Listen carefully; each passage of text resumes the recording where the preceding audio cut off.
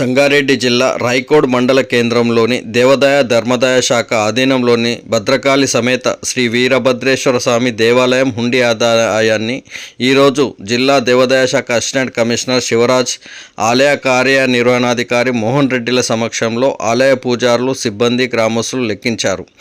ఈ ఆలయంలో భద్రకాళి సమేత శ్రీ వీరభద్రేశ్వర స్వామి భక్తుల కోరికలు తీర్చే స్వామి ఆలయంగా ప్రసిద్ధి చెందింది.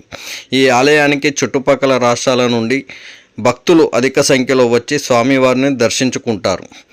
అనంతరం ఆలయంలో ముడుపులు కట్టి భద్రకాళి సమేత శ్రీ వీరభద్రేశ్వర స్వామికి మొక్కులు చెల్లించుకుంటారు. ఆలయ వార్షికోత్సవం తర్వాత 26 రోజుల్లో వచ్చిన ఆదాయాన్ని ఎండోమెంట్ అధికారులు ఆలయ హుండీని ఈరోజు లెక్కించారు. ఈ లెక్కింపులలో 1,54,827 రూపాయలు ఆదాయం ఆలయానికి సమకూరిందని ఆలయ కార్యనిర్వహణాధికారి మోహన్ రెడ్డి వెల్లడించారు. స్వామివారి హుండీ లెక్కింపు కార్యక్రమంలో స్థానిక ఎస్ఐ వెంకటరెడ్డి, ఆలయ పూజారులు, సిబ్బంది, గ్రామస్తులు పాల్గొన్నారు.